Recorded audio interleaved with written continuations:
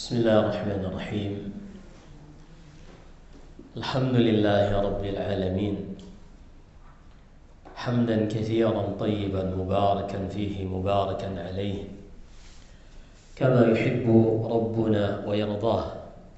أشهد أن لا إله إلا الله وحده لا شريك له، وأشهد أن محمدا عبده ورسوله. اللهم صل وسلم وبارك على سيدنا ونبينا محمد وعلى آله وأصحابه ومن تبعهم بإحسان إلى يوم الدين. Amma ba'd. Di awal pertemuan ini kita bersyukur kepada Allah Subhanahu wa taala yang telah memberikan bagi kita nikmat yang sangat banyak. Nikmat Islam, nikmat iman, dan juga nikmat kesehatan. Dan di antara nikmat yang patut kita syukuri di saat orang-orang sedang sibuk untuk mengejar hal-hal yang akan mengantarkan kepada kefanaan, kita sedang berada di suatu tempat untuk mempelajari cara agar kita bisa mengumpulkan bekal sebanyak-banyaknya yang mengantarkan kita kepada kekekalan. Maka ini adalah nikmat yang patut kita syukuri, yang patut kita renungkan, bahwasanya Allah Subhanahu wa taala masih memberikan kepada kita nikmat ini di saat kebanyakan orang di saat-saat ini kita lihat mereka masih tersibukkan dengan entah itu jual beli atau mungkin dengan pekerjaannya masing-masing. Tapi kita sedang diberikan oleh nikmat oleh Allah Subhanahu wa taala berada di satu rumah dari rumah-rumah Allah. Di dalamnya kita mempelajari tentang apa yang Allah Subhanahu wa taala turunkan kepada nabinya Muhammad sallallahu alaihi wasallam. Ini yang patut kita syukuri. Kemudian yang kedua, di hari ini insyaallah taala kita akan membahas sebuah tema yang seyogianya seorang mukmin memahami tema ini, yaitu berkaitan tentang sirah, perjalanan hidup Nabi sallallahu alaihi wasallam. Karena dengan mengetahui perjalanan hidup Nabi sallallahu alaihi wasallam, seorang muslim bisa mengambil sikap apa yang akan ia lakukan di dalam kehidupan dunia ini. Karena ketahuilah, sunnatullah, ketetapan Allah yang sifatnya takdir, berlaku pada manusia dan ini selalu berulang. Contohnya misalnya, setiap manusia pasti akan merasakan yang namanya sakit.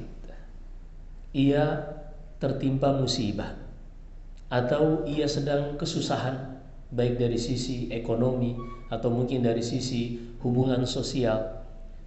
Tidak ada manusia yang bisa terlepas dari hal ini.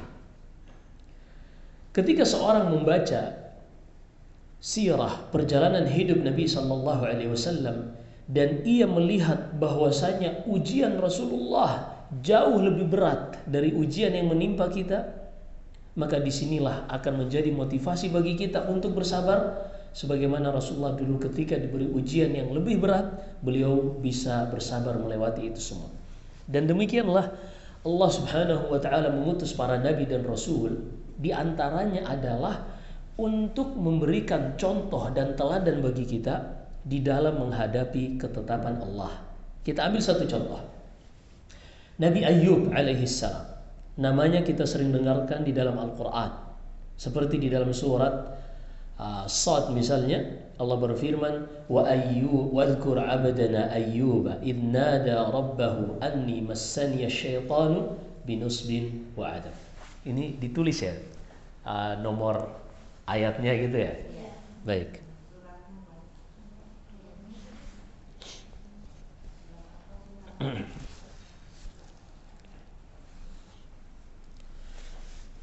Anni massani asyaitanu binusbin wa adab.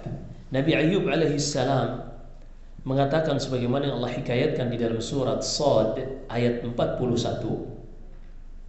Kata Allah, ceritakan kepada mereka, ingatlah tatkala hamba kami Ayyub, Nabi Ayyub alaihi salam yang sedang diberikan ujian oleh Allah hingga ia mengatakan, ya Allah, saat ini aku sedang ditimpa keburukan dikarenakan syaitan. Ini ada tafsirnya yang lumayan panjang, tapi kita coba ringkas. Akhirnya Nabi Ayub pun sakit. Yang sebelumnya Nabi Ayub ini seorang yang kaya raya. Ia memiliki aset, properti tanah. Demikian pula ia memiliki hewan-hewan ternak yang sangat banyak. Ia memiliki anak-anak.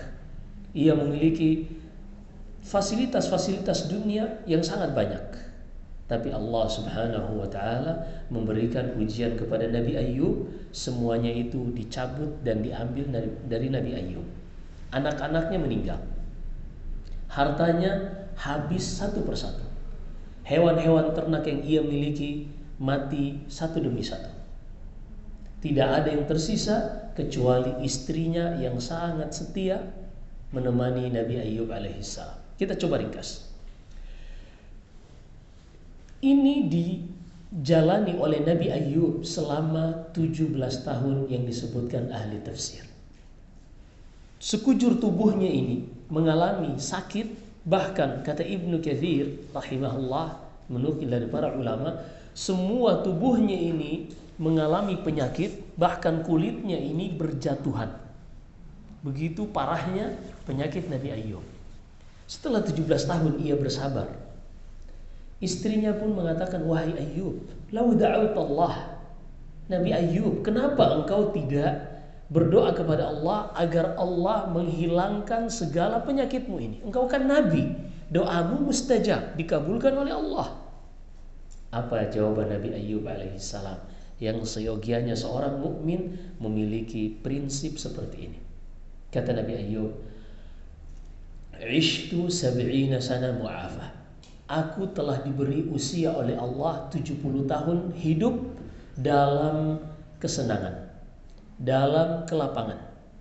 Kalau seandainya Allah mengujiku 70 tahun seperti ini, sakit demi sakit silih berganti, ujian demi ujian datang bergantian, maka impas. Allah Subhanahu wa ta'ala tidaklah menghinakanku. Perhatikan di sini bagaimana ia mencoba untuk memotivasi dirinya bersabar terhadap ketetapan Allah dengan mengingat nikmat-nikmat Allah Subhanahu wa ta'ala yang sangat banyak. Ini manhaj, metode seorang di dalam hidup ini menghadapi takdir dan ketetapan Allah Subhanahu wa ta'ala. Dan ini butuh latihan. Untuk seorang bisa mencapai tahapan sabar seperti ini butuh latihan. Baik itu bersabar menghadapi takdir maupun bersabar ketika kita melatih diri untuk beribadah kepada Allah. Disebutkan dalam biografi Thabit Al-Bunani. Thabit Al-Bunani ini salah seorang murid dari Anas bin Malik. Anas bin Malik murid Rasulullah, pembantunya Rasulullah. Kata Thabit Al-Bunani, "Kabattu nafsi ala qiyamil laili 20 lailah." Aku melatih diriku untuk terbiasa qiyamul lail, salat tahajud selama 20 tahun. Barulah setelah 20 tahun ini aku bisa merasakan manisnya salat malam. Subhanallah, latihan yang luar biasa. Nah, kita baru sedikit mencoba salat tahajud 5 malam, 7 malam udah mental. Aduh, kayaknya berat deh. Kalau masuk surga lewat salat tahajud kayaknya orang lain aja deh. Saya masuk surga dari jalur yang lain aja. Kalau ada, subhanallah. Berarti kita hidup ini, kita harus jadikan usia kita dari 0 hari sampai akhir garis finish kehidupan kita, hari demi hari ini kita harus jadikan momen untuk belajar. Agar hari esok lebih baik dari hari ini dan sebelumnya. Kalau kita tidak seperti ini, kita menjadi manusia yang merugi. Karena kita dituntut oleh Allah keluar dari muka bumi ini, meninggalkan dunia ini harus dengan membawa bekal yang cukup. Allah berfirman, "Wa tazawwadu fa inna khairaz zadi taqwa." Berbekallah dan sebaik-baik bekal itu adalah ketakwaan kepada Allah Subhanahu wa ta'ala. Maka ini membaca sirah, membaca perjalanan para nabi dan khususnya nabi kita yang mulia Nabi Muhammad sallallahu alaihi wasallam akan memberikan bagi kita inspirasi seperti apa sih kita menjalani hidup ini, seperti apa sih kita dalam berinteraksi dengan syariat Allah, juga bagaimana sih ketika ada orang yang tidak sama pemikirannya dengan kita. Nanti kita akan lewati bahwasanya dakwah Islam ini mengalami dua fase. Melewati dua fase. Fase berdakwah secara diam-diam dan fase berdakwah secara terang-terangan. Fase berdakwah secara terang-terangan ini pun terbagi dua. Fase sebelum hijrah yang mana kaum muslimin tertindas sangat susah dan tersiksa, dan fase setelah hijrah bagaimana barulah Allah Subhanahu wa taala memberikan kekuatan dan kemenangan bagi kaum muslimin. Ini semuanya akan kita pelajari. Semoga Allah Subhanahu wa taala memberikan kita waktu dan kesempatan dan usia kita cukup untuk belajar banyak dari lembaran-lembaran kehidupan Nabi kita Muhammad sallallahu alaihi wasallam. Dan para ulama menulis banyak buku tentang sirah ini. Namun buku-buku tersebut sangat panjang.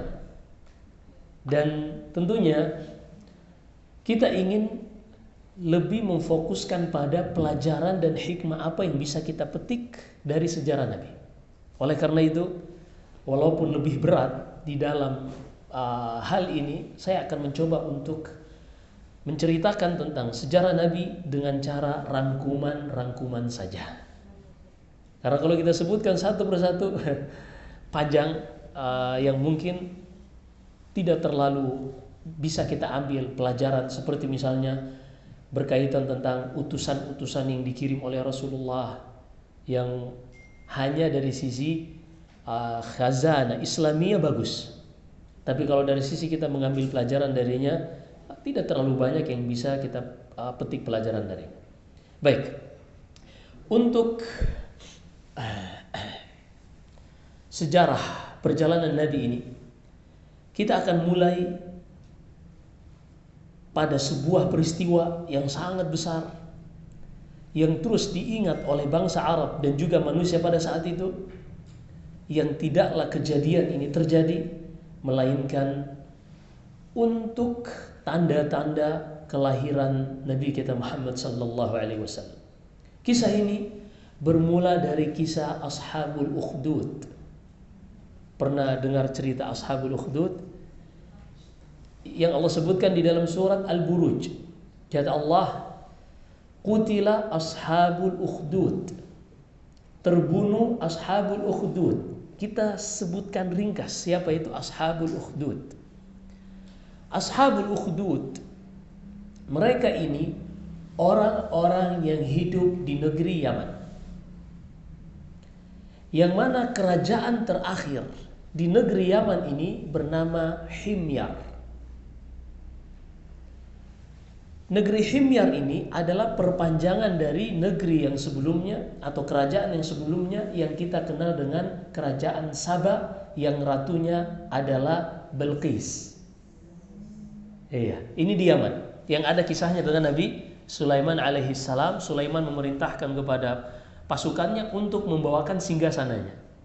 Lalu berkatalah jin Ifrit, dia mengatakan, saya siap untuk mengambilkan singgasananya sebelum engkau keluar dari majelismu.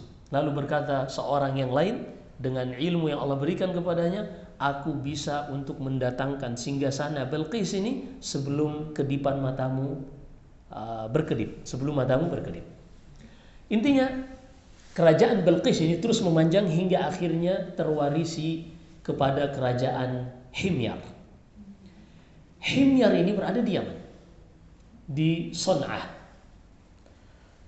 Yang mana pada saat itu Himyar ini dipimpin oleh seorang yang bernama Yusuf Dzunawas.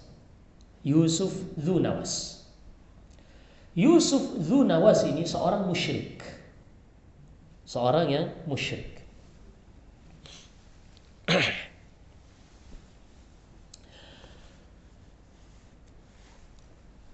Ketika ia menjalankan pemerintahannya, kerajaannya, ia memiliki penasehat-penasehat berupa tukang sihir. Nah, tukang sihirnya ini semakin hari semakin tua. Jauh lebih tua daripada sang raja. Lalu kata tukang sihir ini, "Wahai Raja Dzunwas, aku ini sudah tua dan aku khawatir kalau aku meninggal tidak ada pewarisku. Maka pilihkan anak muda terbaik dari rakyatmu, aku akan mengajarinya ilmu sihir yang akan menjadi pewarisku nanti." Maka dipilihlah dari rakyatnya, jatuh pilihan kepada seorang anak muda yang dijuluki dengan Ghulam. Ghulam ini pun setiap hari dari rumahnya berjalan menuju istana sang raja untuk mempelajari sihir. Suatu saat, ketika ia pulang dari istana raja, ia melewati suatu tempat seperti goa yang tersembunyi. Ia mendapati di situ ada seorang rahib pendeta yang beribadah sesuai ajaran Nabi Isa alaihissalam sebelum diubah-ubah. Dan ajaran Nabi Isa yang belum berubah ini disebut agama Islam. Adapun Nasara adalah penamaan dari pengikut Nabi Isa. Allah berfirman di dalam surat Al-Maidah, "Wa minal ladzina qalu inna nasara." Dan orang-orang yang mengatakan kami Nasara. Nasara artinya mereka yang mengklaim menolong Nabi Isa. Jadi penamaan Nasara ini bukan dari Allah, tapi dari pengikut Nabi Isa. Adapun Nabi Isa agamanya adalah Muslim, agama Islam. Ini Allah hikayatkan di dalam surat Al-Imran, "Falamma ahassa Isa minhumul kufra qala man ansar ila Allah." Lupa. Kita qala al-hawariyuna nahnu ansarullahi amanna billahi washhad bi anna muslimun. Perhatikan di dalam surat Al-Imran ayat ke-52. Ayat ke-52 Allah berfirman, tatkala Nabi Isa mulai merasakan, ada ya ibu-ibu bisa lihat mushaf digital atau terjemahannya. Nabi Isa berkata kepada murid-muridnya, "Siapakah yang siap menjadi penolongku?" Maka berkatalah penolong-penolong Nabi Isa, "Kamilah yang siap menolongmu wahai menjadi penolong-penolong agama Allah. Kami beriman kepada Allah dan persaksikanlah bahwasanya kami ini Muslim." Kami ini Muslim. Maka agama Nabi Isa adalah agama Islam. Adapun Kristen atau Nasara atau Yahudi ini penamaan oleh pengikutnya, penganutnya. Nah, agama Nabi Musa juga Islam. Agama sejak zaman Nabi Adam sampai Nabi kita Muhammad SAW adalah Islam. Semuanya mengajarkan kepada tauhid. Mereka hanya berbeda terkadang dari sisi tata cara puasa, tata cara sholat. Ini ada sedikit perbedaan, atau dalam syariat pernikahan ini berbeda antara satu nabi dengan nabi yang lain.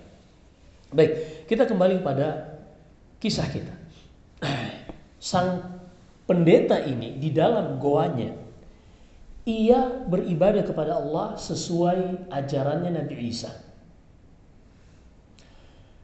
Suatu saat sang ghulam ini, anak muda ini, terheran melihat pendeta ini, kok ibadahnya beda dengan yang lain. Akhirnya ia coba tanya-tanya. Setelah ditanya, ia pun menjelaskan tentang tauhid di dalam agama Islam. Dan anak ini setiap hari sejak ia keluar dari rumahnya, ia akan singgah terlebih dahulu kepada pendeta ini, lalu ia berjalan lagi menuju istana sang raja. Begitu juga sebaliknya. Hingga akhirnya anak ini terus bolak-balik seperti ini. Dia mulai bimbang. Ini ajaran siapa yang lebih benar? Ajaran tukang sihirkah atau ajaran pendeta ini? Hingga suatu saat ketika ia melewati suatu jalan, orang-orang berkumpul. Ternyata ada seekor hewan besar yang menghalangi jalan manusia pada saat itu, sehingga mereka tidak bisa melewati jalan tersebut. entah itu jalan yang tebing atau apapun itu, intinya ada suatu jalan, ada hewan besar yang duduk di tempat tersebut dan orang-orang tidak bisa melewatinya. Akhirnya sang gulam ini pun mengatakan, al-yawma a'rif. Hari ini aku akan ngetes ajaran siapa yang lebih benar. Kalau seandainya ajaran pendeta itu yang mengajarkan tentang konsep tauhid yang benar, maka ya Allah, dia mengambil batu, dengan batu yang aku lemparkan ke hewan ini, maka biarkanlah hewan ini pergi. Karena orang-orang sudah mencoba mengusirnya, melemparinya, tapi tidak ada yang berhasil. Ketika sang anak ini dengan menyebut nama Allah melempari hewan tersebut, hewan ini pun segera beranjak dan pergi. Manusia pun bisa lewat di jalan tersebut. Mulailah saat itu sang anak ini diberikan karamah oleh Allah Subhanahu wa taala. Ia dengan doanya yang mustajab, ia bisa menyembuhkan orang yang sakit dengan izin Allah Subhanahu wa taala. Hingga akhirnya salah satu menteri dari sang raja tadi, Dzunuwas, pada saat itu ia buta. Ketika mendengar ada seorang anak yang memiliki doa yang mujarrab ini, ia pun mendatangi anak tersebut dengan membawa hadiah yang sangat banyak. Lalu setelah bertemu dengan sang gulam, menteri ini mengatakan, wahai gulam, kalau engkau bisa menyembuhkanku, aku akan berikan padamu hadiah-hadiah ini. Kata sang anak ini, inilah ashfi, innama yashfi Allah. Aku tidak bisa menyembuhkan. Yang menyembuhkan itu hanyalah Allah. Tapi kalau engkau mau beriman seperti yang aku imani, aku akan berdoa kepada Allah agar menyembuhkan matamu. Maka sang menteri ini pun beriman kepada Allah. Kemudian sang gulam mendoakan dan matanya sembuh kembali. Keesokan harinya ia masuk ke istana raja sebagai menteri, dan sang raja Dzunuwas terheran. Siapa yang mengembalikan matamu wahai menteriku? Lalu dia pun mengatakan, Allah Rabbi, yang menyembuhkanku adalah Allah Tuhanku. Sang raja ini mengatakan, Allah itu aku, karena dia mengklaim Tuhan. Dia mengklaim Tuhan. Lalu kata sang menteri ini, bukan, Allah itu Tuhanku yang menciptakanku dan menciptakanmu, dan hanya ialah yang berhak diserahkan kepadanya ibadah. Maka sang raja ini pun marah, membunuh menteri tadi. Ditanya, diinterogasi sebelum dibunuh, lalu sampailah berita kepada sang raja bahwasanya sang gulam ini yang tadinya ia ajari ilmu sihir untuk menjadi penerus di kerajaannya, justru telah belajar ilmu tauhid dan memiliki karamah yang Allah berikan kepadanya. Pendeta tadi mengatakan kepada sang anak setelah pendeta ini tahu bahwasanya anak ini memiliki karamah, ia mengatakan, wahai anakku, kalau engkau saat ini kedudukanmu lebih tinggi dariku, kalau terjadi apa-apa, jangan sekali-kali engkau mengarahkan kepadaku. Namun setelah sang menteri tadi diinterogasi, sampailah berita bahwasanya yang menyembuhkan adalah sang anak ini. Ketika sang anak ini, anak muda ini gulam diinterogasi, ia pun terpaksa mengarahkan kepada sang pendeta. Pendeta pun dipanggil, dibunuh. Menteri dibunuh, tersisa anak ini. Anak ini pun diperintahkan oleh sang raja bersama pasukannya, bawa anak ini ke puncak gunung. Kalau kalian sudah sampai ke puncak gunung, lemparkan anak ini ke tepi jurang agar ia mati mengenaskan. Setelah pasukan membawa sang anak ini ke puncak gunung, ternyata ia berdoa kepada Allah, Allahumma kfinihim bima syi'it. Ya Allah, lindungilah aku dari apa yang akan mereka lakukan. Tiba-tiba gunung tersebut bergetar dan terjatuh. Para pasukan tadi tidak ada yang hidup kecuali sang anak muda ini. Ini disebutkan dalam Sahih Muslim dan juga Sahih Bukhari secara ringkas. Ia pun kembali ke istana raja. Sang raja terheran. Mada fa'ala ashabuk? Mana pasukan-pasukanku yang tadi membawamu? Kata sang gulam, Allah yang telah menjagaku dari mereka. Maka sang raja kembali memerintahkan pasukannya untuk mengikat tangan dan kaki anak ini, bawa ia menaiki perahu. Ketika sampai ke tengah laut, lemparkan ia ke laut agar dia mengenaskan kematiannya. Ketika mereka melakukan hal tersebut, naik perahu, ketika sampai ke tengah laut, mereka pun melemparkan anak ini ke laut. Tapi belum sempat, ia sudah berdoa kepada Allah, Allahumma kfinihim bima syi'ta. Ya Allah, lindungilah aku dari apa yang mereka lakukan. Tiba-tiba datang badai, semuanya terhempaskan ke laut dan tidak ada yang kembali ke daratan kecuali anak ini. Ia pun kembali menemui sang raja. Lalu kata anak ini, wahai raja, apapun yang engkau lakukan, engkau tidak akan bisa membunuhku kecuali kalau engkau mau membunuhku, penuhi syaratku. Kumpulkan seluruh rakyatmu, kemudian ambil anak panahmu dengan busurnya, lalu ucapkan Bismillahi Rabbi hadzal ghulam.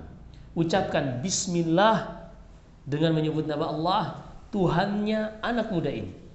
Ia pun mengumpulkan rakyatnya, dan ketika semuanya sudah terkumpul, ia mulai mengambil busur dan anak panahnya dengan mengucapkan secara keras Bismillahi Rabbi hadzal ghulam, dengan menyebut nama Allah, Tuhannya anak muda ini. Perhatikan, sebelumnya dia mengklaim Tuhan dan rakyatnya terbodoh-bodohi oleh raja ini. Tapi ketika dia mengucapkan ucapannya tadi terdengar oleh orang lain, mereka pun mengetahui bahwasanya ada Tuhan yang lebih tinggi dari orang ini.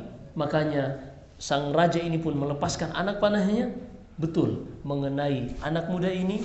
Anak muda ini seketika pun terjatuh dan meninggal. Tapi rakyat pada saat itu yang mendengarkan ucapan sang raja menyebutkan Bismillahirabbil ghulam, orang-orang pun beriman kepada Allah Subhanahu wa taala, mengikuti agamanya Nabi Isa.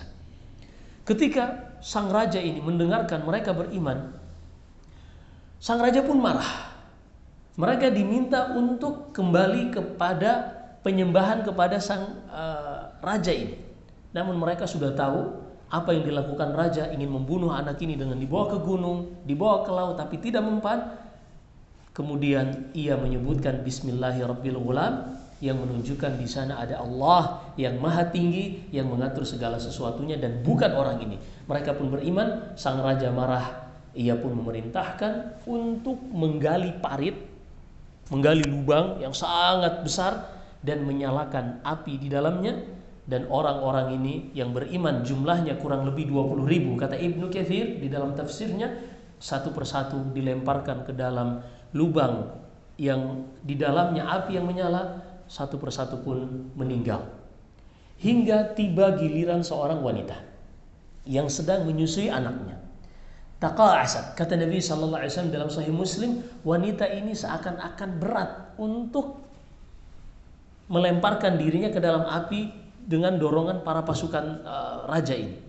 Tapi tiba-tiba Allah mengizinkan anak bayi ini yang masih menyusui, ia pun berbicara dengan mengatakan, Ya ummah isbiri fa innaki alal haq. Wahai ibuku, bersabarlah karena sesungguhnya engkau berada di atas kebenaran. Sang ibu pun semakin kuat dan ia dilemparkan ke dalam api yang menyala-nyala, meninggal. Dari 20.000 ini tidak ada yang selamat kecuali satu orang yang bernama Daus Dzu Tha'laban. Daus ini pun ia seorang yang beragama Nasrani, mengikuti agamanya Ghulam tadi. Maka ia mencoba mencari pertolongan ke daerah Syam. Daerah Syam yang waktu itu Damaskus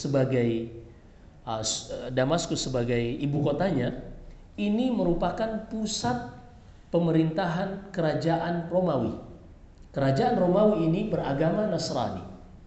Karena dia beragama Nasrani dan yang melakukan genosida ini adalah orang musyrik, penyembah berhala, bahkan dia mengklaim diri Tuhan, maka ia pun meminta pertolongan kepada raja Nasrani yang pada saat itu sebagai raja Romawi.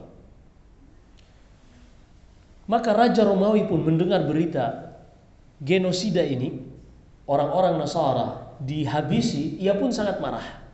Hanya saja jarak antara Syam, Damaskus ke Yaman ini jauh. Lebih dekat Habasyah, Ethiopia ke Yaman.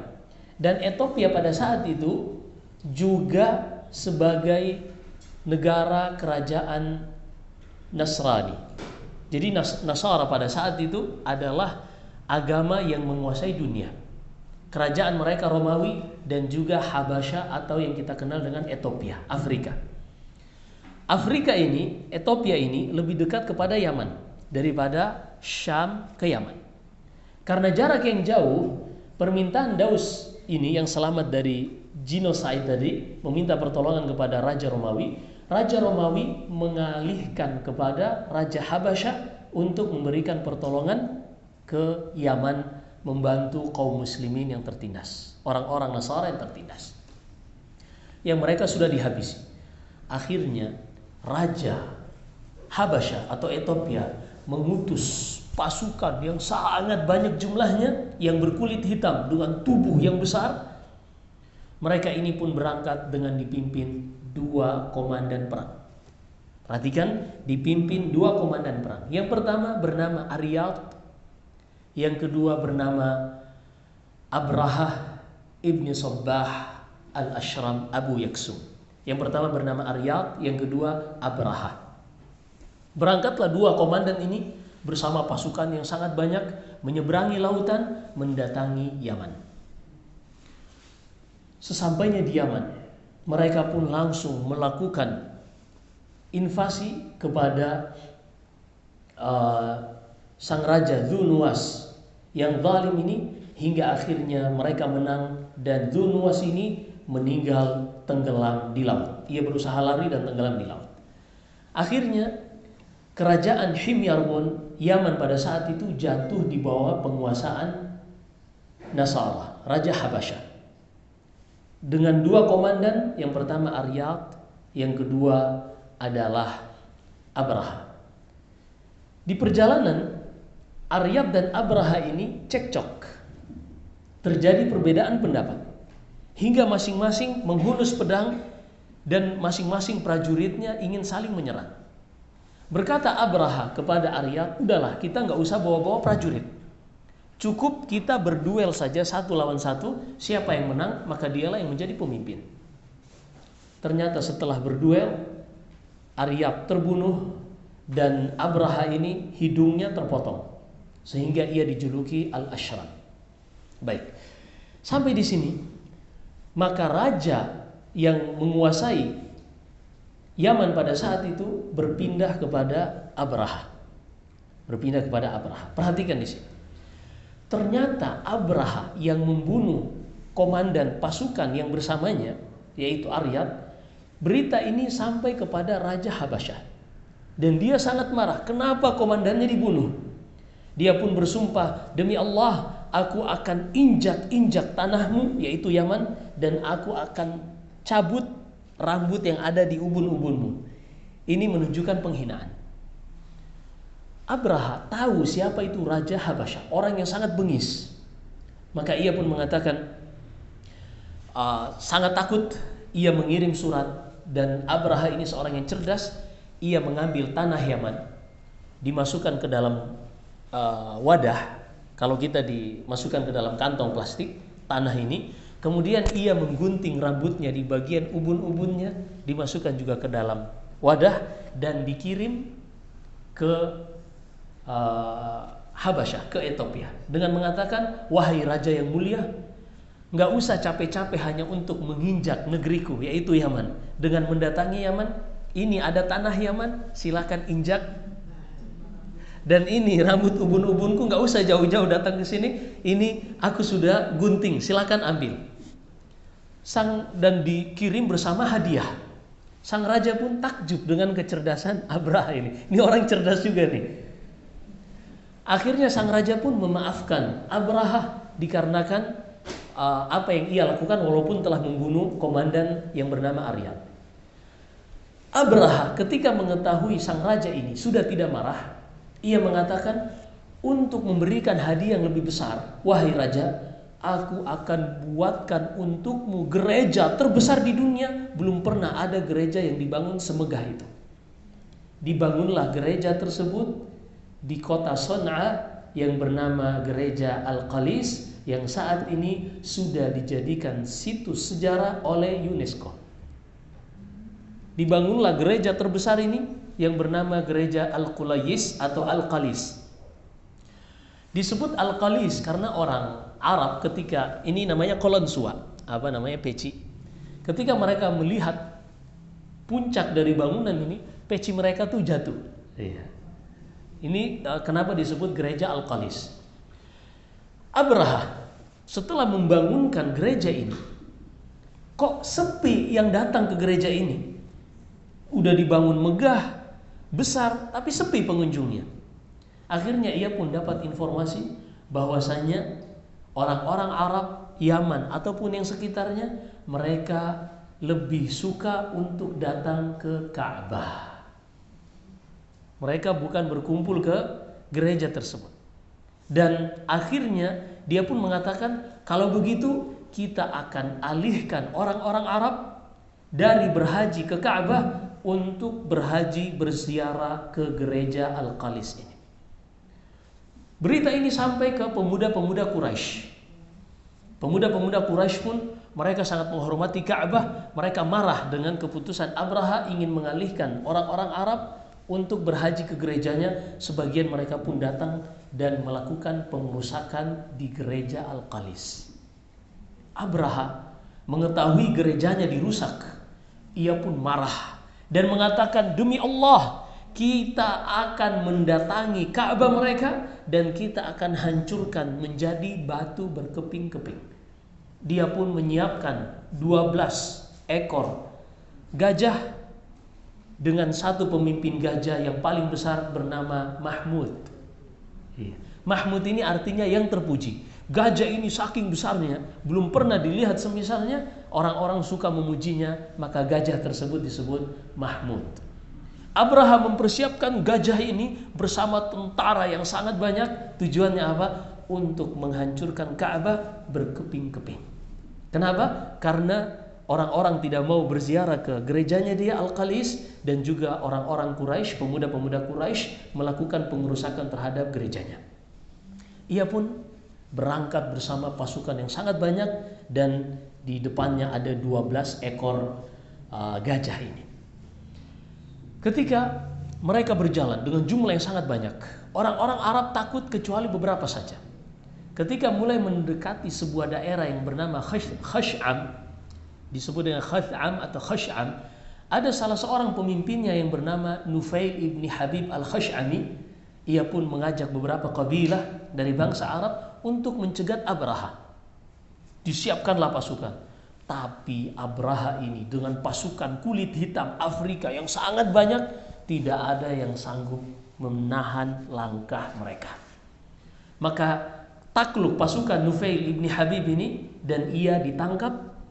Ketika ingin dibunuh, orang-orang memberikan masukan kepada Abraha, jangan bunuh, jadikan ia sebagai penunjuk jalan. Maka ia pun dipanggil bersama pasukan untuk menjadi penunjuk jalan menuju Mekah. Hingga sampai ke daerah dekat Taif yang bernama Mughammas. Di situ ada Dzu Nafar juga berusaha bersama kabilahnya mencegah langkah Abraha bersama pasukannya dan gajah-gajah ini untuk menuju Ka'bah, tapi tidak ada yang bisa menahannya. Hingga mereka terus mendekati Mekah. Pada saat itu Abraha, tentunya ini beberapa hari dilewati, Abraha memerintahkan kepada pasukannya untuk membuat tenda, kemah istirahat sejenak sebelum mereka melakukan invasi ke Ka'bah. Pada saat itu Abraha mengabarkan kepada pasukannya, kirimkan pesan kepada orang-orang Mekah yang pada saat itu dihuni oleh Quraisy, bahwasanya kita tidak ingin memerangi mereka. Udah nggak usah cari gara-gara. Kami hanya ingin menghancurkan Ka'bah ini.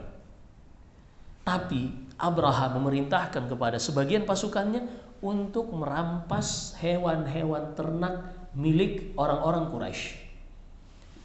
Di antara hewan ternak yang dirampas ini ada 200 ekor unta milik Abdul Muttalib. Ada 200 ekor unta milik Abdul Muttalib.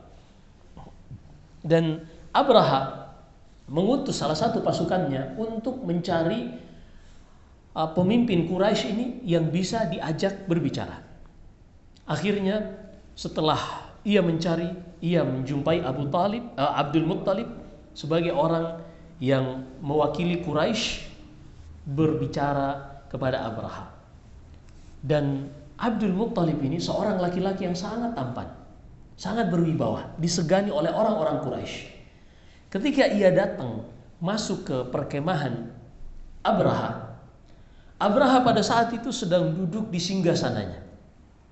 Melihat Abdul Muttalib masuk, wajahnya yang sangat membuat orang senang, tampan dan gagah, Abraha langsung turun dari singgasananya, duduk di bawah bersama Abdul Muttalib sebagai bentuk penghargaan kepada Abdul Muttalib. Hingga akhirnya dengan penerjemahnya, Abraha mengatakan, kabarkan kepada orang ini, wakil dari Quraisy ini, bahwasanya kami tidak ingin datang memerangi kalian, tapi kami ingin menghancurkan Ka'bah ini. Balas dendam sebagai bentuk kalian telah merusak gereja kami. Dan pesan apa yang kau ingin sampaikan kepadaku? Ini Abraha mengatakan kepada Abdul Muttalib. Abdul Muttalib pun menjawab, wahai Abraha, prajuritmu, pasukanmu mengambil 200 ekor onta milikku, kembalikan. Abraha pun mengatakan, wahai Abdul Muttalib, tadi semasa engkau masuk menemuiku, aku melihat engkau ini seorang yang bijak dan berwibawa, sehingga aku pun turun dari singgasanaku. Tapi setelah engkau berbicara, engkau pun jatuh di hadapanku. Bisa-bisanya aku datang untuk menghancurkan Ka'bah yang dimuliakan oleh nenek moyangmu, dan engkau hanya mengurusi 200 ekor onta milikmu yang diambil pasukanku. Di mana kecerdasanmu, wahai Abdul Muttalib? Apa kata Abdul Muttalib? Wahai Abraha, ini ana rabbul ibil, aku ini pemilik onta, dan onta-onta tersebut aku yang melindunginya, dan Ka'bah ini adalah rumah Allah, milik Allah, dan Allah yang akan menjaganya, bukan urusanku. Akhirnya Abraha pun memerintahkan kepada pasukannya untuk mengembalikan onta-onta milik Abdul Muttalib.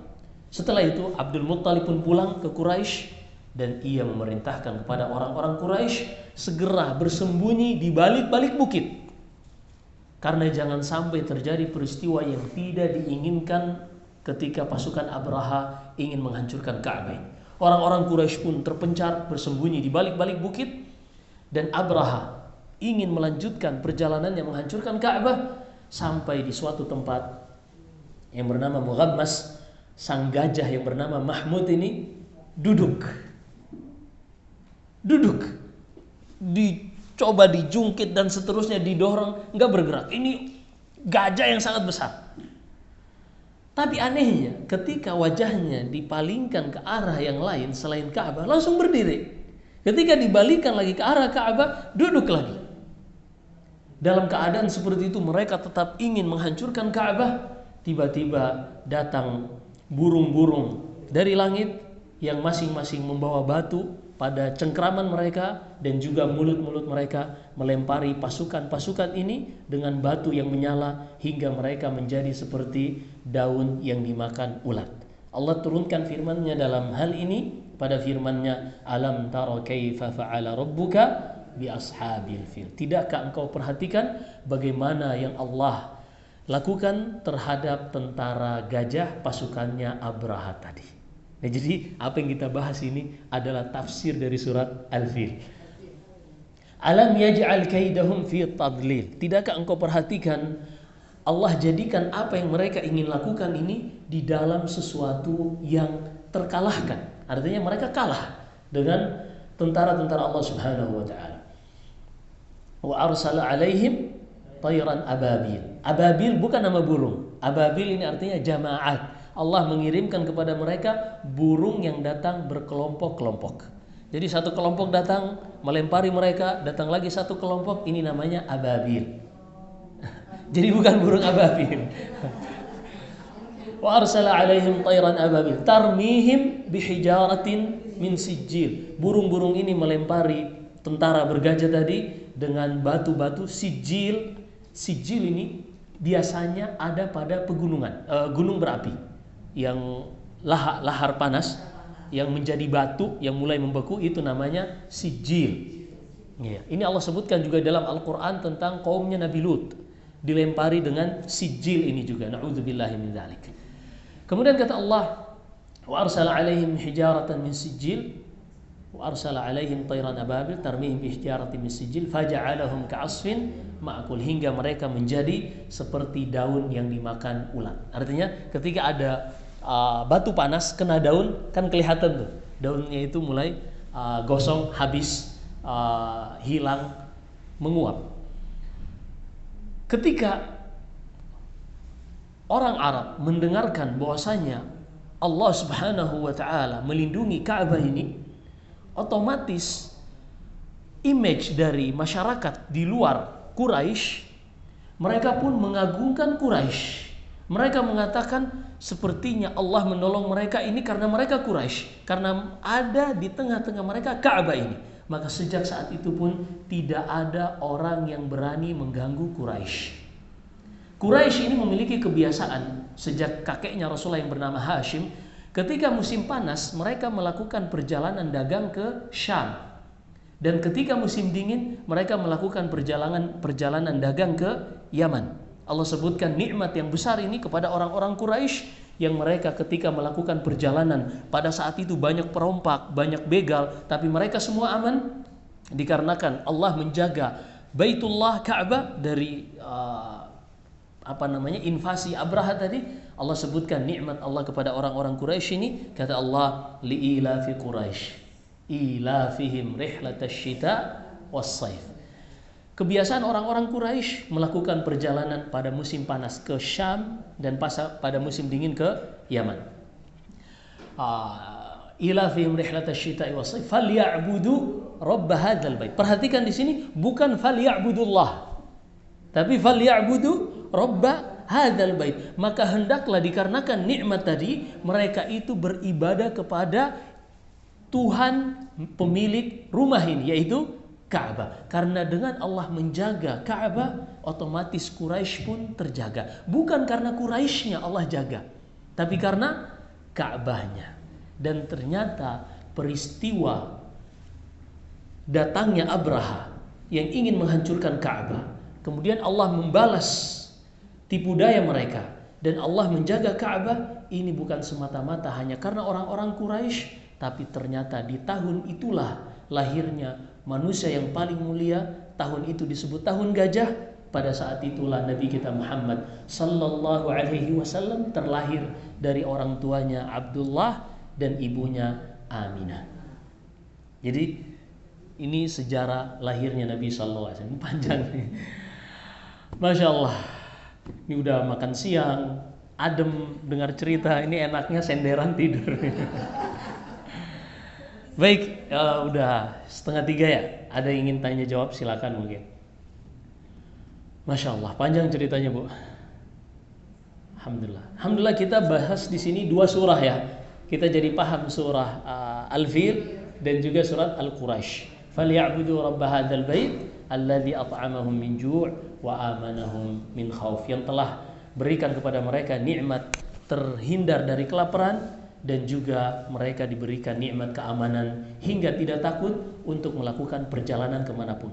Ketika mereka tahu itu Quraisy, mereka nggak berani ganggu. Kenapa? Abraha saja dengan pasukan yang begitu hebat habis oleh tentara-tentara yang mereka nggak tahu dari mana datangnya untuk melindungi orang-orang Quraisy. Ternyata pada tahun itulah yang disebut dengan tahun gajah, lahirnya Nabi kita Muhammad sallallahu alaihi wasallam. Para ulama berbeda pendapat tentang bulan apa dan tanggal berapa Rasulullah lahir. Ada yang mengatakan bulan Ramadan.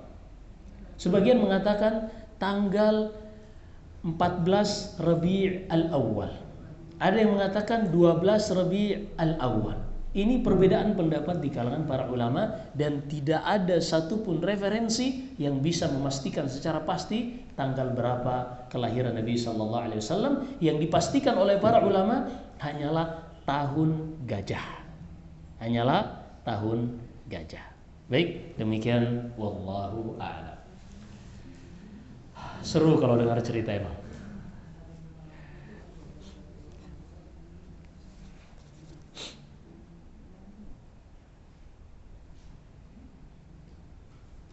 Kita lanjut. Nah, lanjut dikit lagi ya. Di tahun itulah Rasulullah SAW lahir, dan kita lengkapi kelahiran Rasulullah dengan menyebutkan nama beliau, nasab beliau. Karena nanti akan ada cerita dengan nasab beliau ini. Nama beliau adalah Muhammad, ayahnya adalah Abdullah, kakeknya Abdul Muttalib yang tadi meminta 200 ekor ontanya dikembalikan. Ayah dari Abdul Muttalib ini bernama Hashim. Hashim memiliki ayah yang bernama Abdu Manaf. Abdu Manaf memiliki ayah yang bernama Qusay. Qusay bin Kilab, bin Murrah, bin Ka'ab, bin Lu'ay, bin Ghalib, bin Fihr, bin Malik, bin Nadar, bin Kinana bin Kinana, bin Khuzaimah, bin Mudrika, bin Ilyas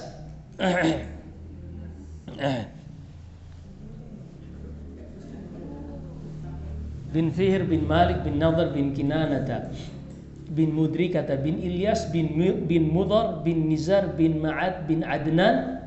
Dan Adnan ini dari keturunan Ismail bin Ibrahim bin Azar bin Tarih bin Nahur bin Raghu bin Arukh sampai kepada Sam bin Nuh bin Lamak bin Mutawshalikh bin Ukhnukh bin Yard bin Mihlail bin Qainan bin Anush bin Shith bin Adam alaihissalam. Jadi kita masih saudara dengan Rasulullah pada Shith bin Adam. Kita masih saudara dengan Rasulullah pada Nabi Adam alaihissalam. Iya. Alhamdulillah. Jadi nasab Rasulullah ini ada yang disepakati ijma para ulama, yaitu dari Muhammad bin Abdullah sampai kepada Adnan. Muhammad bin Abdullah bin Abdul Muttalib, ibni Hashim ibni Abdi Manaf, ibni Qusay ibni Kilab, ibni Qusay ibni Kilab, ibni Murrah, ibni Ka'ab, ibni Lu'ay, ibni Ghalib, ibni Fir, ibni Malik, ibni Nadar, ibni Kinanata, ibni Mudrikata, ibni Ilyas, ibni Mudar, ibni Nizar, ibni Ma'ad, ibni Adnan. Ini disepakati, disebutkan di dalam Sahih Bukhari. Adapun selain dari itu para ulama berbeda pendapat. Baik, nggak usah dihafal bu, nggak usah dihafal. Iya, masya Allah, alhamdulillah. Satu hikmah yang ingin kita petik, bahwasanya ketika Allah sudah menetapkan sesuatu, maka sesuatu itu akan mendapati jalannya untuk terjadi. Iya. Ini subhanallah, perjalanan kalau kita lihat tadi dari kisah Ashabul Ukhdud, kemudian diutusnya pasukan dari Yaman untuk menghancurkan Ka'bah, kemudian menjadi mulia orang-orang Quraisy. Ketika orang-orang Quraisy mulia dan diutus dari mereka seorang Rasul, perhatian orang Arab pun tertuju kepada Quraisy dan kepada Rasul tersebut. Karena memang Allah sudah menginginkan bahwasanya Nabi kita Muhammad ini diutus dari nasab yang paling mulia. Nasab yang paling mulia. Masya Allah. La hawla wa la quwwata illa billah. Silakan. Assalamualaikum.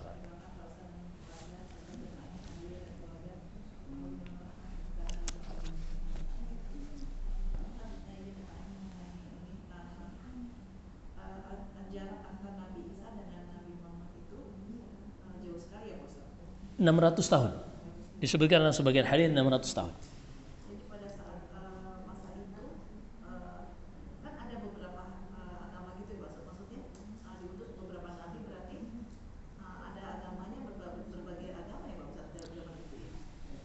Sejak wafatnya Nabi Isa tidak ada nabi lagi yang diutus sampai Nabi kita Muhammad sallallahu alaihi wasallam.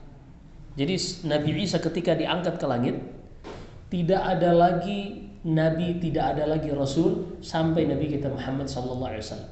Ini Allah sebutkan dalam surat Al-Maidah. Ya ayyuhar kita tanya AI dulu biar dicarikan ayatnya.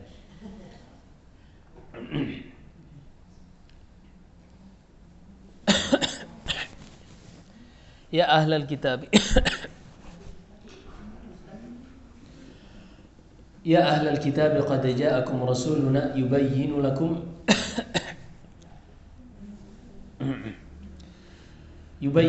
ala fatratin minar rusul. di dalam surat Al-Maidah ayat 19. Kata Allah, wahai ahlul kitab, telah datang kepada kalian Rasul kami yang menjelaskan kepada kalian tentang syariat Allah setelah sebelumnya ada masa fatrah. Nah, masa fatrah ini masa vakum setelah wafatnya, diangkatnya Nabi Isa, tidak ada lagi yang diutus kecuali Nabi kita Muhammad sallallahu alaihi wasallam.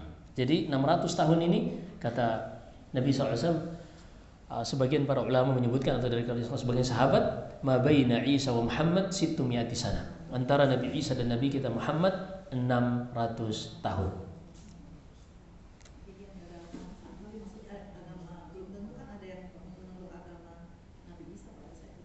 Semuanya mengikuti agama Nabi Isa. Iya. Semuanya ada sisa-sisa seperti orang Hijaz. Hijaz itu Makkah dan Madinah, mereka mengikuti sisa-sisa peninggalan Nabi Ibrahim. Walaupun ada sebagian dari kalangan orang Hijaz, orang Arab seperti di Najran, di Yaman, mereka mengikuti agama Nabi Isa. Sebagian juga ada yang mengikuti agama Yahudi. Iya, ada percampuran-percampuran seperti itu. Nah, demikian. Masya Allah.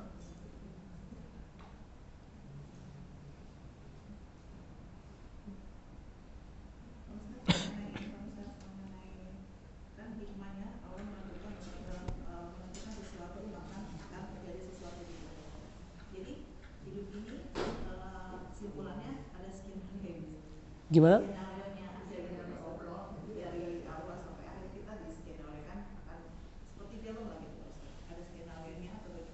Iya, setiap manusia yang lahir udah ada takdirnya semuanya. Semua sudah ada takdirnya. Rezeki, ajal, semua sudah ditetapkan. Nabi SAW bersabda dalam riwayat Imam Ahmad, nafatha fi raw'i ruhul qudus alla tamuta nafs hatta tastakmila rizqaha wa ajalha. Jibril baru saja membisikkan ke dalam hatiku bahwasanya seorang tidak akan meninggal sampai habis usia dan rezekinya. Hanya saja, tidaklah Allah menetapkan sesuatu takdir bagi seseorang, melainkan Allah akan ilhamkan orang tersebut untuk menjalani takdirnya. Allah berfirman, alladzi khalaqa fasawwa walladzi qaddara fahada. Di dalam surat Al-A'la kata Allah, dialah yang mencipta dan menyempurnakan penciptaannya, dan dialah yang menakdirkan dan mengilhamkan setiap makhluk untuk menjalani yang sudah ditakdirkan untuknya. Jadi seorang keluar rumah untuk menjemput rezekinya sudah diilhamkan oleh Allah. Bahkan kata Rasulullah, "Idza aradallahu qabda ruhi 'abdin bi ardin ja'ala lahu fiha haja." Kalau Allah menginginkan untuk mencabut nyawa seorang hamba di sebuah belahan bumi, Allah akan jadikan bagi hamba tersebut memiliki hajat di belahan bumi tadi. Ketika ia datang, disitulah nyawanya dicabut. Makanya kita tuh setiap kali keluar rumah, kita selalu diajarkan doa keluar rumah, atau ketika kita ingin safar kita diajarkan doa safar. Karena kita nggak tahu, ini kita safar jangan sampai ilham dari Allah, Allah menjemput nyawa kita dijemput di tempat tersebut. Nah, demikian. Wallahu a'lam.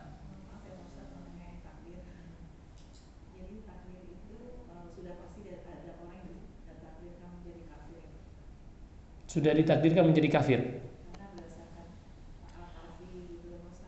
Betul.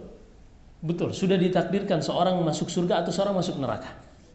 Sudah ditakdir. Dalam hadits Ali bin Abi Thalib dalam Sahih Bukhari dan Sahih Muslim, Nabi SAW bersabda, "Ma minkum min ahad illa wa qad kutiba maq'aduhu fil jannati aw fin nar." Tidak ada seorang pun dari kalian melainkan sudah dicatatkan namanya di surga atau di neraka.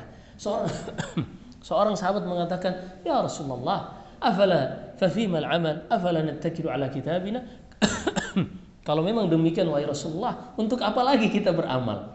Kenapa kita tidak bersandar pada takdir kita saja? Ternyata memahami takdir bukan seperti itu. Memahami takdir bukan seperti itu. Kita sekarang udah tahu belum takdir kita? Enggak kan? Maka kata Rasulullah, "I'malu fakullun muyassarun lima kutibalah." Bersungguh-sungguhlah di dalam beramal. Karena setiap orang akan dimudahkan untuk melakukan amalan sesuai di mana namanya dicatatkan. Sekarang kita belum ada yang tahu takdirnya. Orang yang melakukan ketaatan dia nggak tahu takdirnya kemana. Orang yang melakukan kesesatan, maksiat, dia juga nggak tahu takdirnya seperti apa. Tapi orang yang melakukan ketaatan ini, bukankah dia bisa memilih untuk meninggalkan ketaatannya dan melakukan maksiat? Bisa tidak? Bisa. Orang yang sedang melakukan maksiat, bukankah dia bisa memilih untuk meninggalkan maksiatnya dan bertobat kepada Allah, melakukan ketaatan? Bisa tidak? Bisa. Ketahuilah Allah tidak akan pernah menzalimi hambanya. Kita nggak tahu kemana kita ditakdirkan, tapi Allah, Nabi SAW menjelaskan ada indikasi dengannya kita bisa tahu kemana sih arah langkah kita. Ketika kita diberi kemudahan oleh Allah sedang berada di atas ketaatan, melakukan kebaikan, bersyukur kepada Allah Subhanahu wa taala, minta istiqamah dan agar Allah wafatkan kita di atas hal tersebut. Mudah-mudahan kita termasuk hamba-hamba yang ditulis namanya sebagai penghuni surga. Sebaliknya, ketika kita lihat kok mudah meninggalkan yang wajib, gampang melakukan maksiat, hati-hati. Segera bertobat kepada Allah Subhanahu wa taala. Minta ampunan kepada Allah, karena jangan sampai itu adalah indikasi bahwasanya nama kita tidak ada di surga tapi di tempat yang lain. Nasallahu alaihi wasallam. Jadi kita nggak tahu kemana takdir kita, tapi ada indikasi yang mungkin kita bisa berharap kepada Allah, dan kita diberi pilihan oleh Allah untuk melakukan hal tersebut. Bisa kok seorang itu milih makan atau nggak makan, bisa. Memilih minum atau nggak minum, ada khamar di depannya, ia pergi atau ia minum, bisa. Allah nggak akan pernah menzalimi hamba-hambanya. Iya, tapi kalau Allah sudah menakdirkan sesuatu pasti terjadi, dan Allah tahu kenapa orang ini ditakdirkan sebagai penghuni surga, karena ada kejujuran di dalam hatinya. Sebaliknya, kenapa orang ini ditakdirkan sebagai penghuni neraka? Karena ada kesombongan yang Allah tidak suka dalam hati orang tersebut. Dan ketika kebaikan ini sudah ada pada hati seorang hamba, dimanapun ia berada, di lingkungan apapun ia berada, kebaikan ini akan mendapatkan jalannya. Contohnya misalnya Asia bintu Muzahim, istri Fir'aun, hidup di dalam istana Fir'aun. Kurang apa kejahatan Fir'aun? Tapi karena kebaikan yang ada di dalam hatinya, Allah Subhanahu wa ta'ala berikan jalannya. Ia pun beriman kepada Nabi Musa alaihissalam dan menjadi penghuni surga. Sebaliknya, istri Nabi Lut dan istri Nabi Nuh hidup di rumah seorang Nabi, hidup di rumah Nabi Nuh, hidup di rumah Nabi Lut. Tapi karena ada kejelekan dan keburukan di dalam hatinya, kejelekan dan keburukan ini akan menemukan jalannya. Wal'iyadzubillah. Kita nggak tahu kemana takdir kita, tapi kita berusaha melakukan yang terbaik. Semoga Allah Subhanahu wa ta'ala menjadikan kita sebagai penghuni surga. Demikian, wallahu a'lam. Baik.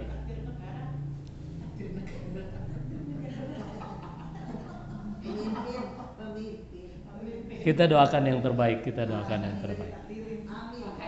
Baik. Semoga apa yang kita dengarkan bermanfaat insyaallah, mengisi waktu-waktu seperti ini luar biasa, Bu. Masya Allah. Artinya ibu-ibu duduk di sini atau duduk di rumah sambil nyekrol Facebook, Instagram, kan sama aja waktu itu terlewati juga gitu loh. Tapi nyekrol Instagram, nyekrol yang lain, kita nggak tahu kemana kita diarahkan. Entah itu masuk, wah si itu ya beli barang branded baru ya. Merusak mata gitu loh. Tapi di tempat seperti ini, kita membacakan ayat-ayat Allah, kita mendengarkan hadis-hadis Nabi SAW, insya Allah akan menambah keimanan kita dan memberikan database di dalam mindset kita ini untuk mengambil langkah berikutnya lebih bijak. Kemana kita arahkan kaki kita ke depannya, itu bisa ditentukan oleh ilmu yang kita dapatkan. Maka semoga apa yang kita pelajari di tempat ini bermanfaat bagi kita semua, dan jika ada benarnya semata-mata dari Allah Subhanahu wa taala, jika ada kesalahan dan kekurangan dari saya, wa astaghfirullah li wa lakum, wa sallallahu wasallam wa baraka ala nabiyyina Muhammad, subhanakallahumma bihamdik, asyhadu an la ilaha illa anta astaghfiruka wa atubu ilaik. Wassalamu alaikum warahmatullahi wabarakatuh.